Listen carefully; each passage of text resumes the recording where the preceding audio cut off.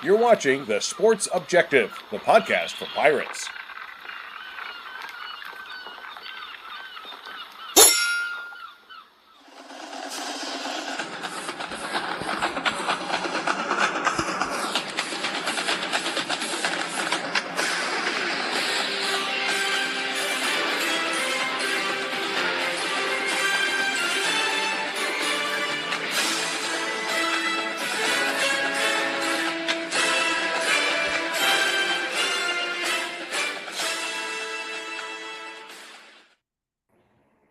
Welcome into another edition of The Coach's Kid here on the Sports Objective podcast channel.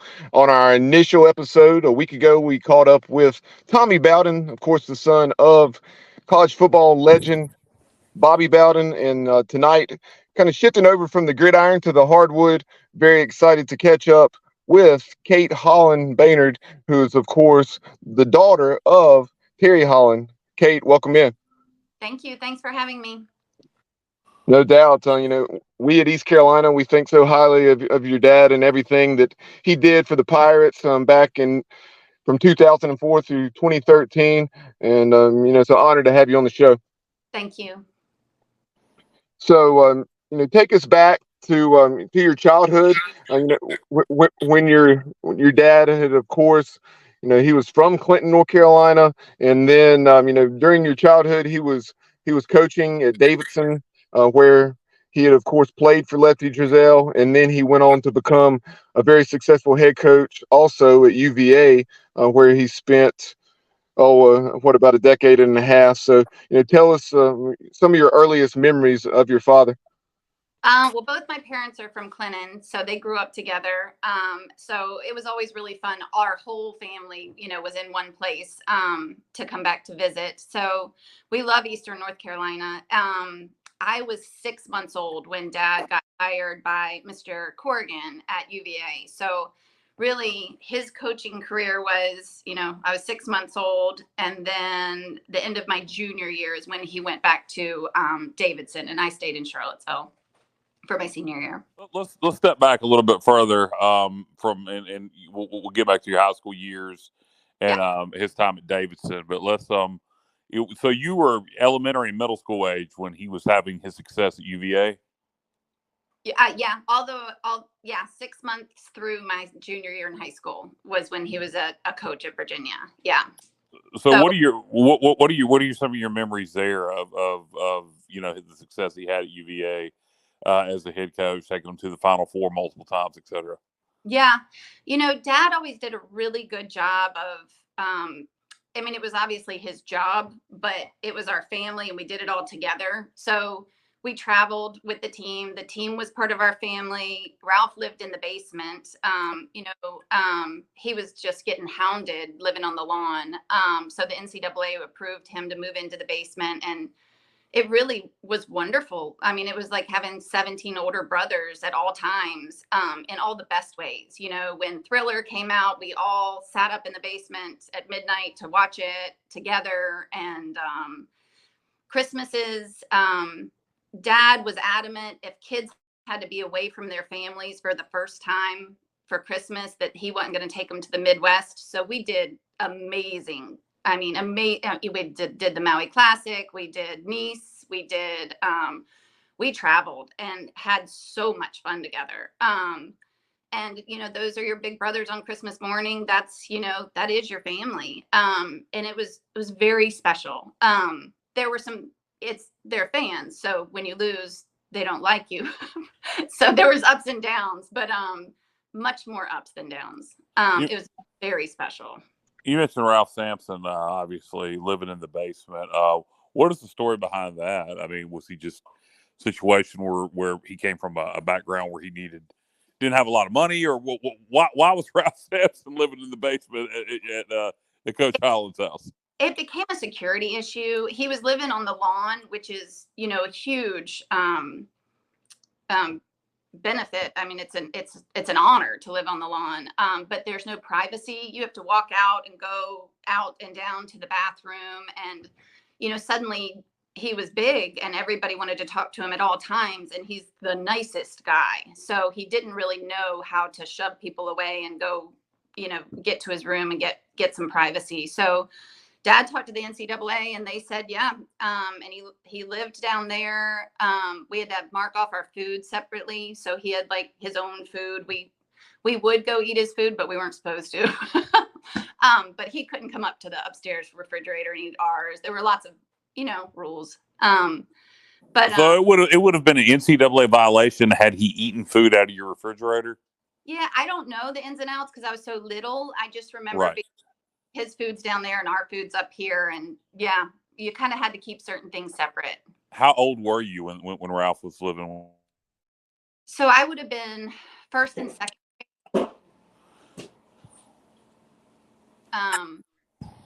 Yeah, and we would get in, he's such a nice guy. So like he'd always tell when we were playing his records when he was away at class because we'd scratch them. And he's just a great guy. He still is the best big brother. That's awesome. It's awesome to hear that you have that kind of relationship with him because he was such a superstar. Are there any other players that stand out to you like that you had special relationships with? So many. Rick Carlisle moved his piano into his dorm room and Dad got called at like midnight saying this is not going to work. And so then he came over and was given like access at all times to the piano, which if you walked in our house, it was in the first room on the left.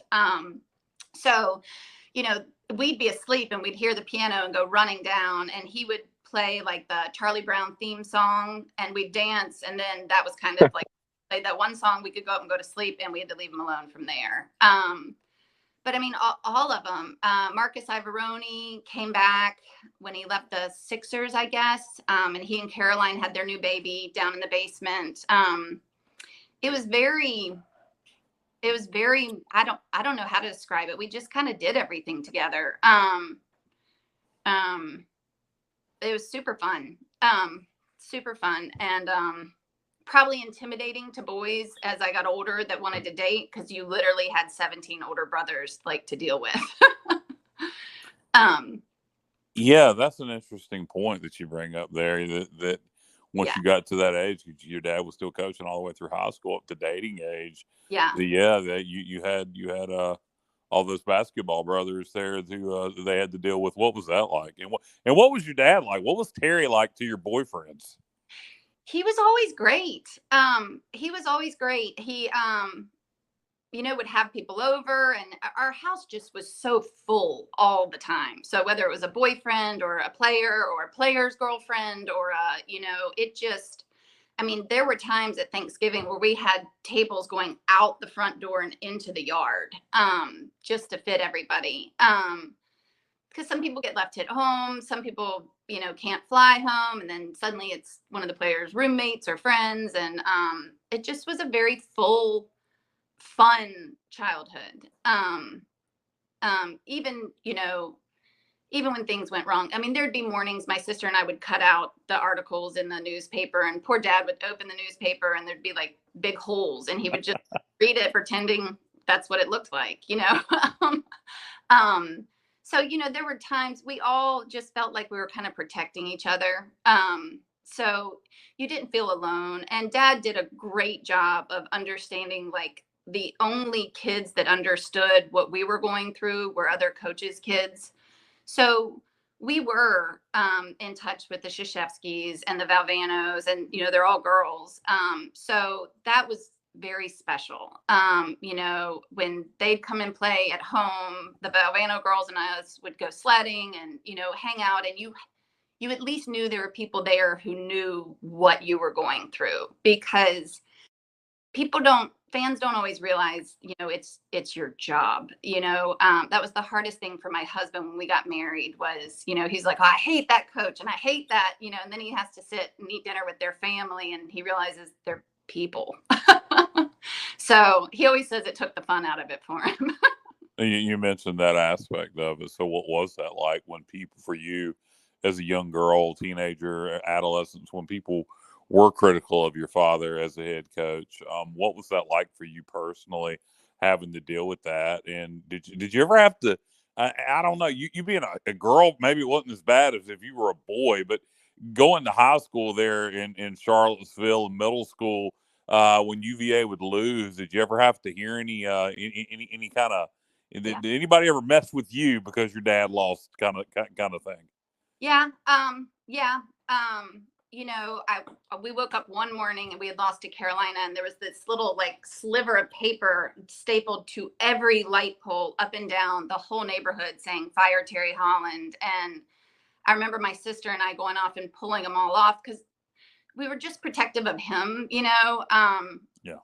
And so there was certainly that piece. There's always like that just jerk of a teacher who doesn't get it, who like makes everybody, sing the Carolina fight song, and I'm walking in there and we've just lost, and they don't get it. Yeah, they don't get it. But I don't think I think Dad kind of raised us that we can't really expect people to get it. They don't. And for them, it's fun and it's a pastime, and it's not their life. Their life change when they go home lost. No, I'm glad you brought. Go ahead, Bubba. I'm glad you brought it up from that angle, because in last week's episode with Tommy Bowden, in the lead-in, kind of setting the stage for this particular show, because this is just episode 2, just how in many people's lives, like you're saying, they don't understand, why you get so maybe so upset, or all the emotions that come with it, because when you're a coach and coach's family, it is more than just a game. It is a livelihood, and I'm glad that we're taking a look at things from this angle. Yeah, my parents had always. My dad's mom was a teacher. My mom was a teacher. Her mom was a teacher. So they had always taken the line of you defend the teachers, you defend the school. And there was one incident where I remember one of the donors' kids, and we had lost, and he was telling me that I was going to have to pack and move, and they were getting rid of him, and and I punched him right in the face. And how old were you? I was maybe 6th grade. Okay. Here, and I remember Dad, who never would do that, came up and never rolled into school and was like, she shouldn't have to put up with this. If an attorney loses a case, the kids aren't teasing them at school. If a doctor loses a patient, which is not the same thing. But the adversity that people go through with their jobs shouldn't be dragged through with the kids. But it just is in sports. It's part of it. No, and certainly. And it's one thing to be coming from another kid, but it isn't like a teacher singing the Carolina fight song. Yeah, they may have went to UNC and be a huge fan, but you should have enough of self-awareness to do that if you're teasing another kid that's a UVA fan, but not the coach's daughter. Yeah, and people just don't always appreciate it. I'm sure they do later, but it's one of those. I think every kid probably felt like their dad's job was stressful. So, and they probably are. We did have one incident, when I think it was explained that Vegas had opened up to betting on games, and I guess somebody had approached Dad about, I don't know, something, and he just turned them in immediately. And so we had safety issues from there, and our lines were tapped. You had to have a code word to pick us up from school, and because there were, Dad was pretty adamant he wasn't going to throw a game, and they didn't like that. So some mafia type stuff there is what you're saying? I have no idea. That sounds like it. Yeah, and I don't know if it's like that's third party or something. It just became very quickly that suddenly we had security in the house and things were going to be different. Yeah. Wow. Yeah. So, and it was about betting, and Dad was like, no. So, there were issues like that. And my kids are a little bit more guarded than other kids, I think, because I grew up like that. In elementary school, there's a reason for Shark to have a name, a code word and gets him, but there was. So you just grow up kind of a different, more guarded, more private,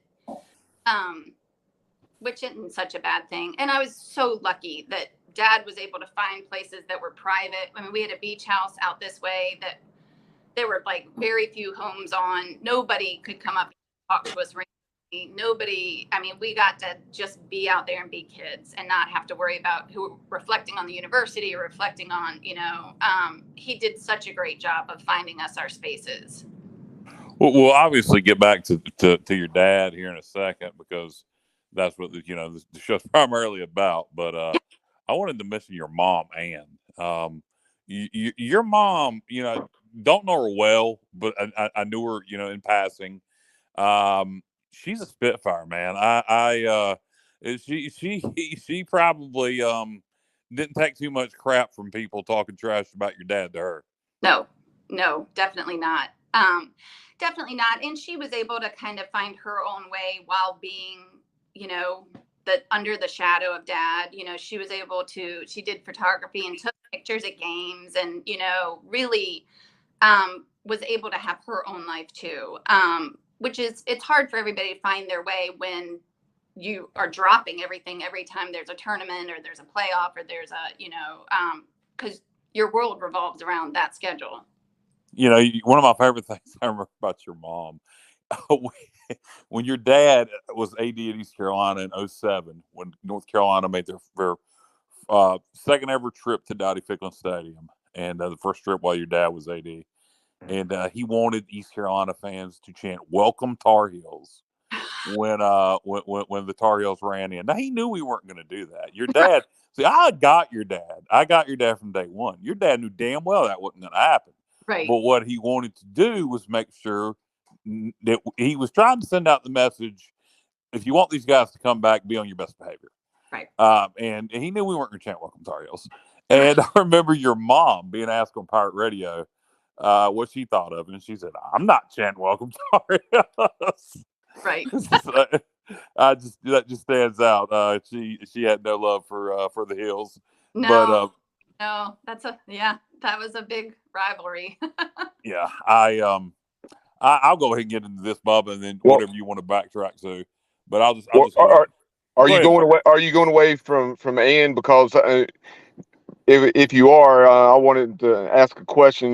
Go ahead, Bob. Go ahead. You bring up Ann in Pirate Radio. Obviously, she had her own show on Pirate Radio. So I thought about that when you were talking about her having her own hobbies and doing her own thing. So, what are your memories of that? Yeah, that was later when I already had like two babies that I was kind of right. But I loved it. I mean, I thought that was so. I mean, it's just so her to just. I want to do this, and now I'm going to go do it. And I love having some of those recordings. We've been going back through them the last few months, especially. Your dad, just from my interactions with your dad, I met your dad for the first time in 2004 when he became the East Carolina athletic director, and I was nobody. Not that I'm anybody now, but people know who I am. I've had a podcast for 5.5 years. I'm pretty well known in Pirate Nation. 2004, I was 24 years old. I was a nobody. Your dad treated me like I was somebody. Your dad treated everybody with so much respect. And the greatest thing, I'm getting emotional here when I'm talking about it, but the greatest thing to me about your dad was just the incredible ability to listen to people's ideas. And it didn't matter who they were, how big of a donor they were, how little of a donor they were. He would listen. And if you had a good idea, by God, he would implement it. And, there are things that I suggested to him. We would email, me and Coach Holland would email back and forth. Yeah. Multiple times a week. And I know I'm not the only one. I've had conversations with other people. I don't know how the man had that many minutes in a day. And there were things that, in my late 20s that I would mention to him that I would then hear him turn around and mention and implement. And he would just have the incredible ability to listen to people, take ideas, no ego. I don't know if your dad had an ego or not, but he did not outwardly. No, I think the coolest thing about dad is, he was not some kind of horse farmer or some wealthy something. I think he always felt like he was just lucky and happened to be in the right place at the right time with Lefty, and it gave him this and it gave him this, and that everybody had the same right to that if they wanted to work and scramble and try. That's definitely what was taught to us was, you're not more important than anybody else. And our relationships are the same with Coach Odom and his family, and Monk, who took the tickets, and they all were equally special and part of our family. Whether you swept the floor or were his boss, we're all in it together. Dad had such a remarkable ability to never get full.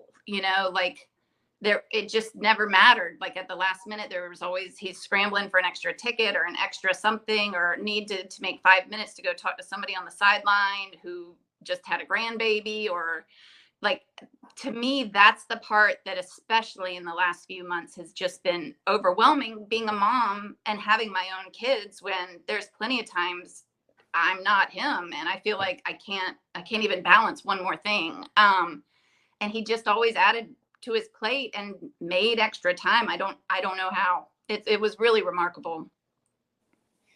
No, absolutely. Go ahead, Bob. Like Kyle said, I was around the same age as Kyle during those years. Had the opportunity to interact with Coach Holland multiple times at be it an East Carolina baseball game, football game, Pirate Club functions, you name it.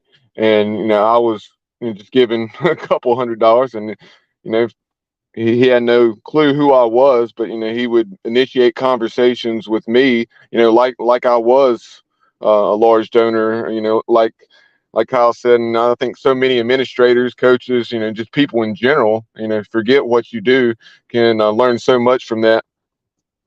Well, and he also got into it way back when you were getting into it to be a teacher and to be like someone who mattered to young men and helping build them, and then it turned on him, just the profession in general, and it became more celebrity and money and fame, and a little bit less about the kids.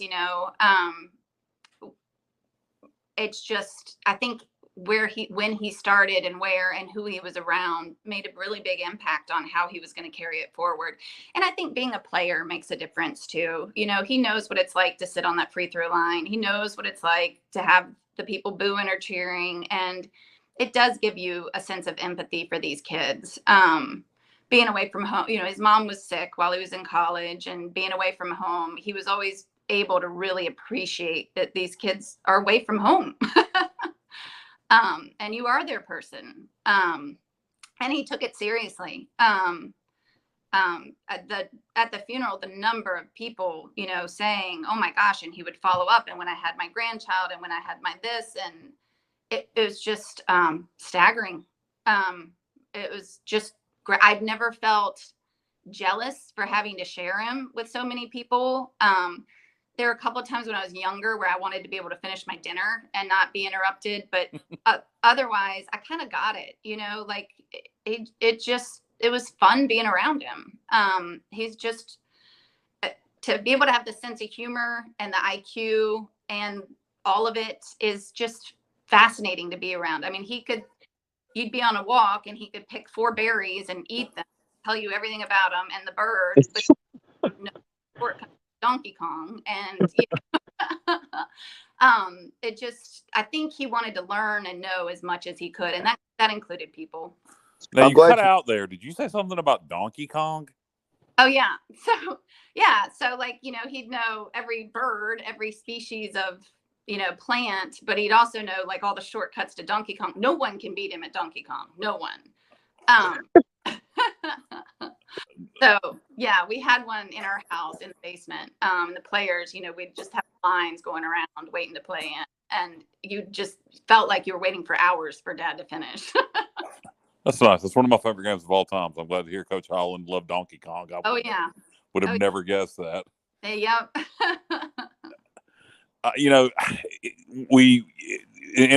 We'll step back some and talk about more, when you were a kid and all, but obviously me and Bubba's biggest frame of reference to your dad personally, as we mentioned, was his time at ECU. Yeah. And, he got here in 2004. So, you were, you were grown, 04, you would have been around 30 years old. Yep. So what, I remember your dad was a consultant for us. When I say us, I mean ECU.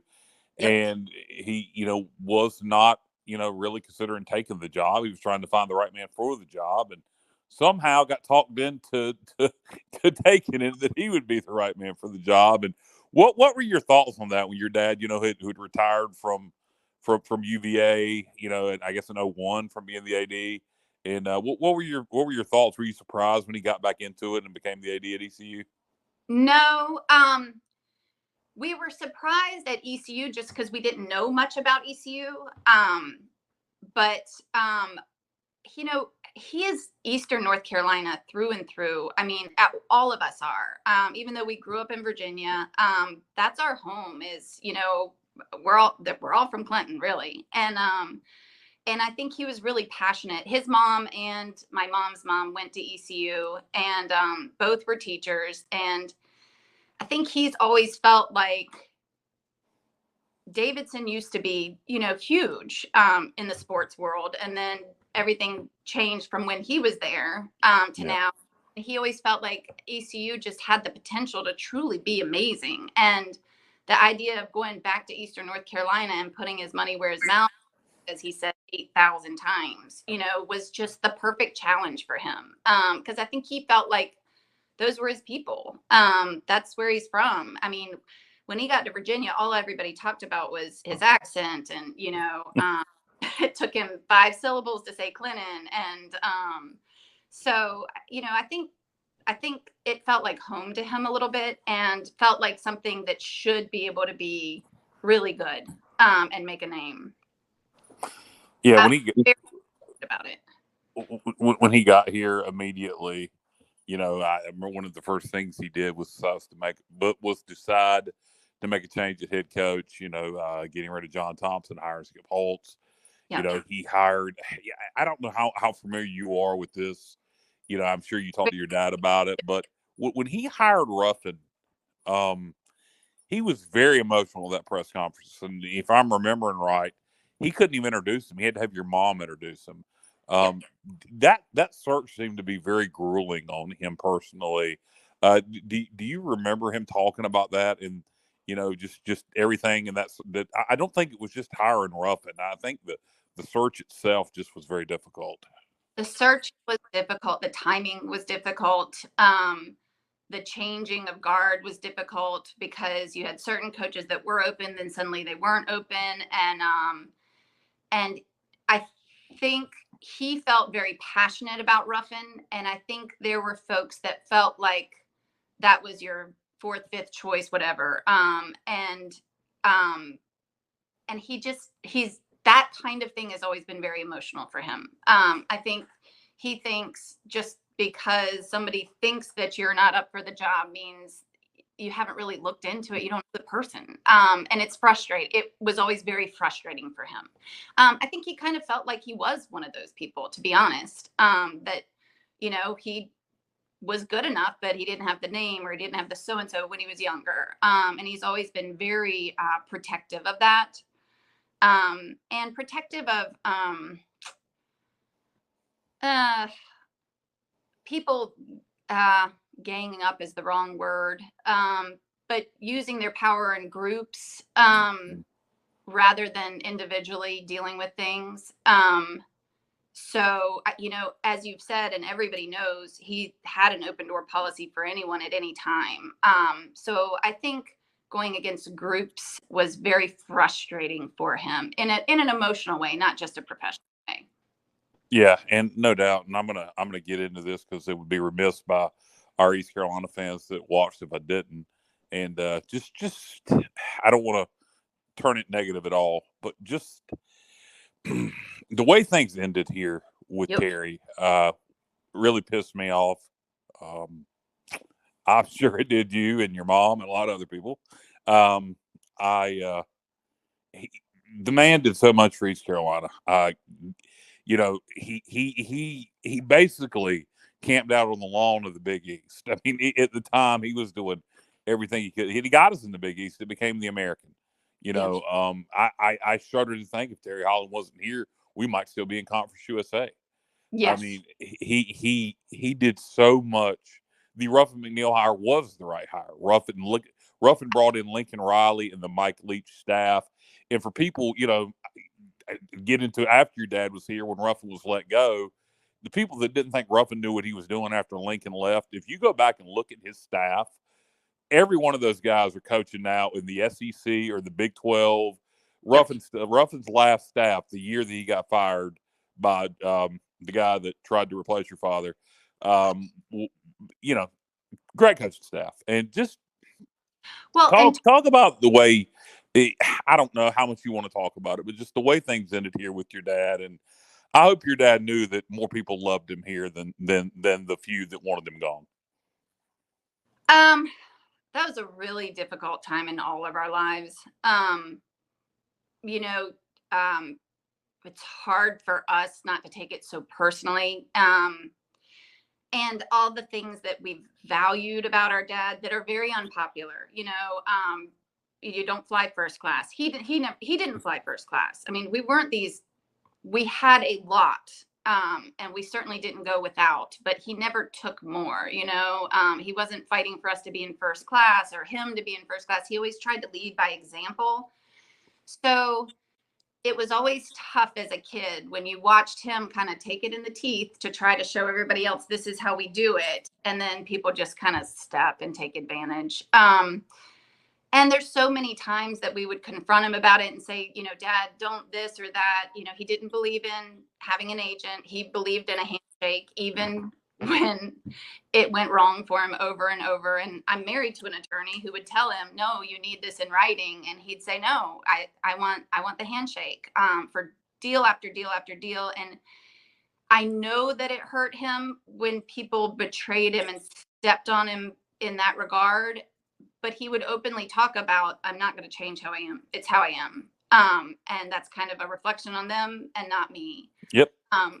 But that was a tough time because, you know, he's trying to set an example and trying to save money by not buying alcohol and saved so much. I mean, and that next person spent it like that. Yes, ma'am. He sure did. So, you know, again, it was harder for us in a lot of ways than for him because I think it's just how he is. And I think he knows certain people are going to screw you over and that's how they are. But he wasn't going to change how he was. And we had many conversations over the years in many different ways just about being that kind of person. You know, he would always say, I trust somebody until they teach me not to, you know, and my husband's like, I don't trust anybody until they show me that I can. Yeah, that was tough. Was your dad more comfortable with the common man, the blue collar, the low tier donor, so to speak, more than the high level donor? Was he more comfortable in that crowd? Definitely. It's what he knew. It's what he grew up with. Definitely. I don't think he was uncomfortable around the other. I think he just preferred one to the other. You know, I think getting real conversations with people is easier in a certain group than another, instead of just labels and where you went to school and what you did and what you know, this, that, instead of, you know, who you are. And he was very much, I mean, he did go to Davidson and has done a lot, but I don't think he would ever tout that out anywhere. It's just not who he is. He'd tell you his score in Donkey Kong. Speaking of Davidson, you know, coming out of high school, you know, we've talked about his intelligence, you know, what a smart and humble man he was, and valedictorian, coming out of Clinton High School. And you know, one of the things, you know, that you know, I just loved when he was making that case for East Carolina and the Big East that turned into the American Athletic Conference was, you can still find this on YouTube, the Undaunted campaign and that presentation. That's tremendous. You know, talking about how, yes, we're located in Greenville, North Carolina, that's just shy, right around 100,000 people. and some of the perceived negatives, but East Carolina has a very passionate fan base, and Pirate Nation tunes in when the Pirates are playing, no matter where they're located. So my husband actually went to Chapel Hill and wasn't real thrilled about the first game at ECU and wearing purple, and which he did. And he still says that first game, he was like, Kate, it was crazy. It just was electric. I mean, you could just feel the hair on your arms stand up, and everybody singing at the same time and everybody's hands up. And it's a special environment that I hate a lot of people don't know, because it really is. And we have very special memories from my boys. So Shark was born in 05. So he was just a newborn that I was taking to the games. Holland was 5, and he would have his notebook with, his donors that he had to go speak to in the suite, make sure he got them some popcorn. And he has amazing memories from ECU, and the people and the fans. I mean, they're amazing fans. That's a fantastic environment. And we never had to ask Steve to wear an ECU shirt ever again to a game. He was happy to. That's an awesome story. And speaking of awesome environments, I believe this picture is from the 2010 victory, Ruffin McNeil's first year, when we defeated Russell Wilson. Damon Magazoo getting the key interception. I'm sure you love that picture right there. I believe that's Holland, correct? Yeah, that's Holland. So yeah, that was what a memorable day. Hard to believe that was 13 years ago. I know, isn't that crazy? It does not seem like that long. Yeah, 13 years ago since the NC State game, and that UNC game you mentioned was in 07. So you're talking 16 years ago for that one. I mean, good Lord, we're getting old. I know. But we got to talk about this. We talked about it before the show. You got one son named Holland, obviously where that name comes from. No explanation needed. The other one, though, is going to require some explanation. Tell the world why your son's name is Shark Slayer. I had picked a name that I wanted for Shark. Steve had picked a different name. The nurse came in day 2. The baby was still not named. Poor Holland had just been watching that movie Shark Tales for my whole last trimester. So when they said he could name the baby, he said Shark Slayer. And that's back when they put all the babies in one room where everybody could come look at them. And so there was a baby, they put it on his name tag, and it said Shark Slayer Baynard. And we were getting flowers, balloons from strangers to the baby named Shark Slayer. So when we actually picked out a name, it's never applied. The only person that's ever called him by his real name is his grandmother, and she doesn't even do it anymore. So he goes by Shark. Does he ever go by the full Shark Slayer? No, it's usually just Shark. Well, a lot of people call him Little Shark because his brother's so big. But so it's very common to people. It's confusing for coaches because they're like, he's 6'4". Why is he called Little Shark? But he is. Now, does he ball? How good of a basketball player is he?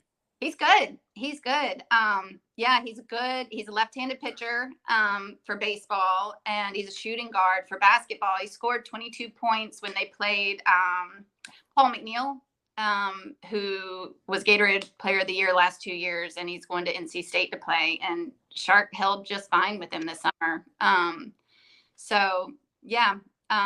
There's a lot of good players on his team, though, so it'll be interesting to see, but it'll be fun. It's sad it's his senior year. As far as the name thing, I can definitely relate because obviously I go by Bubba. And I was Thomas Brett's my given name, but I was an 11-pound, 4.5-ounce baby, so I've always been Bubba. And because I was always an athlete, so my dad looked at my mom and said, "You can forget the name. This is Bubba." So that's awesome. The dude's got the middle name Brett, played quarterback, and went by Bubba. Yeah, I got the Brett Favre thing a lot, and also Bubba Sparks. But that's awesome. But kind of going through, you sent me several photos as well as some that I had found online. Going back to your father's celebration of life event at John Paul Jones Arena back this spring. So I'm going to start off with what you said was certainly one of your favorite, if not your favorite, going back to your childhood, and tell us about your memories of this one. That was a good time. So Dad had a moment where he was kind of vacillating over coaching, and did he need a break? Did he need, and our family just picked up and left, and got to stay on the phenomenal sailboat in the Virgin Islands for 2.5 weeks. And it was really special memory for all of us. It was a hectic pace, back then. He had already gone to the first Final Four. And so to be able to tap out and have 2 weeks with just the four of us was super special. Super, super special. I think we all were worn down and tired and overwhelmed. So that's my very favorite picture. And it describes him so well, he wants to go down and see the coral and pick up an anemone and, see what fish we can see. And he knew every single one of them. Just fun. I think people know of him more on the court. But he could put 3 water ski lines out behind the boat and we could braid the ropes. He was just a phenomenal athlete. I mean, whether it was water skiing or anything, it was fun to be a part of. And for those that are just listening to audio that aren't watching it on YouTube or Facebook, the picture is of Kate and Coach Holland snorkeling, and Kate is on Terry's back. It's a very cute picture. How old were you there? About 6? 7. I almost nailed it. Yeah. Okay. So summer after the first Final Four. So, wow. Okay. So he was burnt out after the Final Four trip, or was that before the Final Four? That was after. So after, we had gone to the Final Four in Philadelphia, and just needed a break. It was a lot. But again, I mean, just such good times of being able, whether it was just the 4 of us or whether it was all 50 of us and the equipment guys. And, I'm forever, especially after the fantastic funeral that UVA and everybody held. Even when I'm sad and hurt or whatever, you almost can't feel anything but feeling grateful for having known him and been a part of this world that he brought around him. It was just fantastic, and everybody around him enjoyed it. You just were happy to be together, even if it was Christmas Eve and you're stuck in an airport and that's where you're sleeping for the night. So did you have that happen? Isn't it where you spent Christmas Eve in an airport? Oh yeah. Where you're trying to get everybody back and it doesn't work. And Dad was really, like I said about if you're going to travel for Christmas, he didn't want to go to the Midwest. Not that there's anything wrong with the Midwest. He wanted to go somewhere where they would learn and you would see something new and different. And so, when we went to Hawaii, we weren't sitting in the hotel room waiting for the game. He would have us hike that volcano and go snorkeling, all of us, every player, everybody, so they're playing all cut up from the coral. And we had a game at Madison Square Gardens that people gave us flack for because the kids had been out too late the night before. And Dad was like, no, they're going to a Broadway play. They've never been to one. And we're here, he was really big on enjoying the experience instead of just flying in, seeing a gym and flying out. We never did that. We were tourists and we learned new things everywhere. And it was fun. Speaking of Final Four appearances, what are your memories of this picture? So I think that might have been leaving for the game. My biggest memory is Seattle. When we came back, we had lost. And I remember, it was a rough flight and bus ride home. There was some tears and some, disappointment. And we pulled up, and I've never seen so many people all around U-Haul. I mean, so many people. And I remember I turned to my sister and I said, hey, Michael, they don't know we lost. And it didn't occur to me that everybody was going to be happy. I kind of felt like everybody was just going to be like, oh gosh, they screwed up. And it was an amazing feeling to pull up and see the whole town and Richmond, just out. And it was late. I mean, I was 5th grade, so it could have been 10, but I think it was like midnight. And everyone was out to welcome us in. And that was a warm feeling because that usually doesn't happen when you lose. Yeah, very true. During your dad's Davidson years, obviously played for Lefty Driesell, and then had that bond with Lefty, and then Bob McKillop, who did such a tremendous coaching job at Davidson. This is a picture that I wanted to get your thoughts on as well, just his relationship with those two and the thoughts he shared with you, or maybe your relationship, getting to know them through the years. Oh, they're both the best. I mean, Lefty was at my high school graduation. I mean, it's family, and it's not just, a word printed on the back of somebody's shirt. For us, this really was family. The players, still people I call, if I'm upset or happy or need to share something. Bryant Stith, came up 2 weekends ago to see Little Shark play baseball in Greensboro. I mean, Lefty was Dad's coach, when he lost his mom, and he lost his mom to leukemia, and he was there for him. And, and Lefty he's tough. I mean, he's tough. He's going to make you sharper. If you misbehave, you're sitting, next to him and his wife at church on Sunday morning for sure. So it just is, those are some old school folks that I kind of miss when I look at my kids' experiences. I think I set the bar a little high for what I want for them because I've seen, this. But the family piece to me is just huge and very special. Speaking of the family piece, believe this picture that I'm showing you, that was from the 50th anniversary? Yeah, so that was 1964 Mustang that my mom just got rid of a couple years ago. That was their first car when they got it. I had it up at Wake Forest. It has no power steering. It's awesome, but it's very hard to drive. Yeah, so that was a special car for them. That was their first car. I think it was their wedding gift to each other. And we've had it until they moved back to Westminster. As they sold it a couple of years ago, you said? Yeah. Oh, you need to get that back for your mom. They can put power steering in them now. Oh no, I know. It was the original 3-speed manual. Yeah. I mean, I loved it. But it's soft top and it's got to be taken care of. Yes, they got to be babied. Yeah. Yeah. Yeah. So now let me ask you a question here as we start to wrap this up.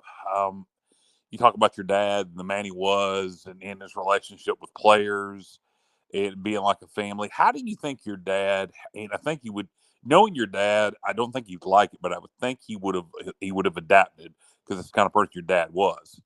How do you think he would have handled today's day and age of the transfer portal and NIL besides hating it? Well, you got to remember the only thing he and Coach Smith agreed on was freshman ineligibility. So I don't think he would like it at all.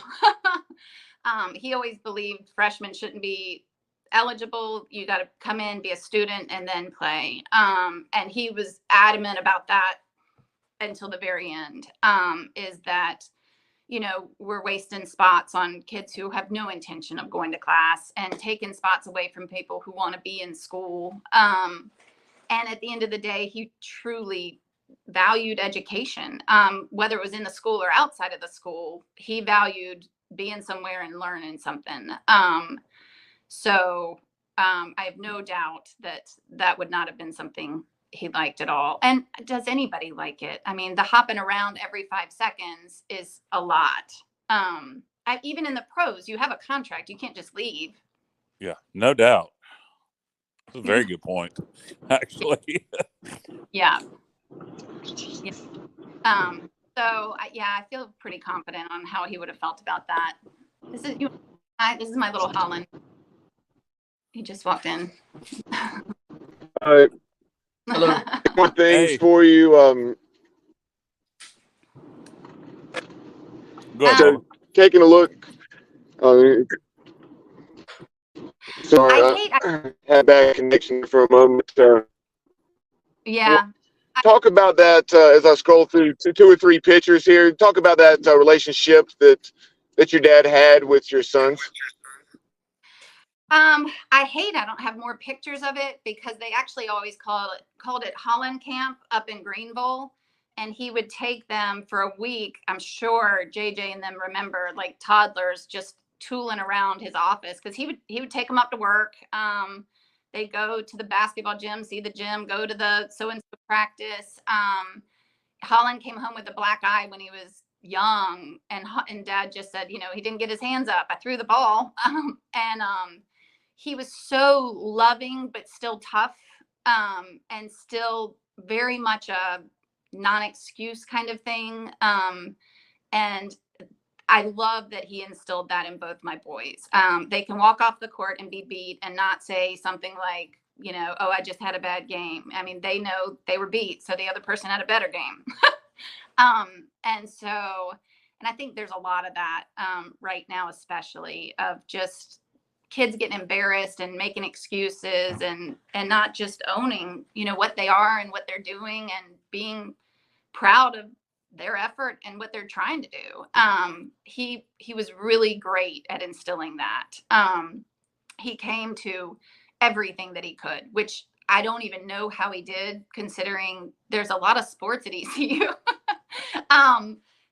And he was at the volleyball and he was at the swimming and he was at the so-and-so, but he was also, at my kid's tennis match and at my kid's, baseball so-and-so. Holland had a really special junior year because he had moved back here, and they went to every practice together. And he was really always at New Hanover High School. And that was super special because the coaches there understood he wasn't there to, monitor any coach or give any feedback. He was literally there to take his grandson and just be a friend. They've, again, I couldn't ask for anything more for them or me. It's just very special. It's just sad that it's ended. No, I agree with you 100%. Your dad. In fact, you don't know how many times over the last few weeks during this most recent round of conference realignment, I've uttered the words, "Boy, I wish Terry Holland was still here." Yeah. There's a lot of that, but yeah, I mean, it was great. And I know my boys feel grateful. I was so proud of them. They spoke at the funeral and they did a great job and they spoke from their hearts. It was a lovely closure, on just some amazing memories, and time. It was very special. No doubt. Bubba, do you have anything else? Now really bad right now. Bubba, you might want to mute yourself. I'll get this question in for you. The outpouring of support with the passing of your father, from, like you said, from John Calipari on down the line. Just talk about that, what that meant to you, all the people that had, famous or not, that all the people that had things to say about your dad after his passing. It was overwhelming.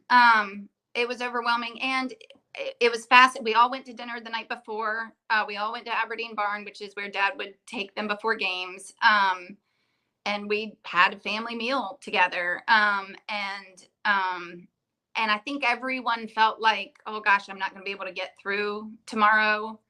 And it just I thought Ralph worded it perfectly. How many times did we feel like that before games or before so-and-so, like, oh gosh, we're not going to be able to do it. And then everybody just holds hands and does it. And it's meaningful. It's not just getting through. I was worried it was going to be something we just got through, and it was not. It was just very special. And Bruce, doing the impossible dream. I don't even know if people kind of understood it, but if you read the words from the Impossible Dream from Man of La Mancha, it is my dad through and through. And so Bruce spending all that time to produce a whole new piece just in honor of him, everybody's words and gifts were just,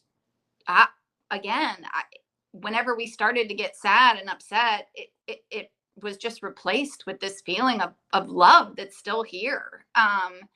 And it's so special. And, whether it's Coach Calipari or Lucky Graves or, who is what, all of those people, I thought, really represented Dad in all his different facets so well. Because he's just a unique kind of person. No, your dad was like you said, a very unique person. I consider him, not to sound corny, knowing him, since my mid 20s, I consider him one of my heroes. He's in my, ECU, Mount Rushmore, if you will. Yeah. And he meant so much to so many people. I lost my mom unexpectedly back in March. So, I know what you're going through, but the big difference between you and I is I love my mom. I had great things to say about my mom. Immediate family had great things to say about my mom. You're to this day getting stories from people, like me, like Bubba, that you haven't heard from that has great things to say about your dad. So that's really a cool thing that you loved your dad because he was your dad, but so many other people loved your dad. And that's a really awesome legacy to leave. Well, and yes, and I'm able to appreciate like how lucky that I can Google at any time and hear his voice. I can pull up video. I can it's such a luxury that is not lost on me. Thanks so much, Kate. We really appreciate you spending nearly an hour of your time with us, sharing about your dad, Terry. He's someone that we have such respect for because of everything that he did at East Carolina as an administrator. But not only was he a great coach and tremendous administrator, but he was an excellent family man, husband, and just all-around human being. But that will do it for this edition of The Coach's Kid on the Sports Objective Podcast channel. We appreciate everyone tuning in, whether it's on YouTube, Facebook, or pretty much all podcast platforms. We'll talk to you next time here on The Coach's Kid. Take care. Thanks, guys.